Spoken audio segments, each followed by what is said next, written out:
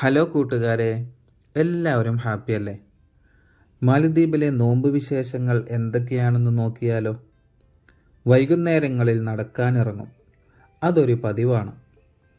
ഇന്ന് കുറച്ച് plastic waste ഉണ്ടായിരുന്നു. ഇവിടുത്തെ പ്ലാസ്റ്റിക് വേസ്റ്റ് എല്ലാം ഒരു സ്ഥലത്താണ് കൊണ്ടുപോയിടുന്നത്. അത് കൂട്ടിയിട്ട് കത്തിക്കുകയാണ് ചെയ്യുന്നത്. ശേഷം ഐലൻഡ് ഒന്ന് കറങ്ങി നടക്കും. ഓരോ ദിവസവും ഓരോ കാഴ്ചകളാണ് വൈകുന്നേരങ്ങളിൽ ഇവിടെ കാണുന്നത്. നമ്മുടെ ഐലൻഡ് വികസന പ്രവർത്തനങ്ങൾ നന്നായി നടക്കുന്നുണ്ട്. ഈ വാഹനം ഉപയോഗിച്ചാണ് കടലിൽ നിന്നും മണ്ണ് വാരുന്നത്. താഴെ നിരനിരയായി കാണുന്നത് കോറൽസ് ആണ്. കാഴ്ചയിൽ നമ്മുടെ നാട്ടിലെ പലഹാരമായ മധുരസേവ പോലുണ്ട്.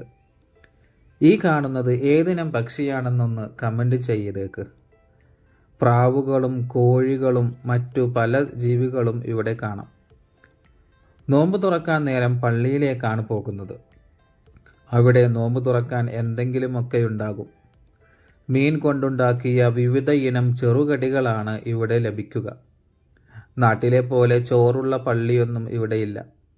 നിസ്കാരവും പിന്നെ തറാവീഹുമെല്ലാം കഴിയുമ്പോൾ നമ്മുടെ ഹൗസ് ഓണർ ഫുഡ് കൊണ്ടുവന്ന് തരും.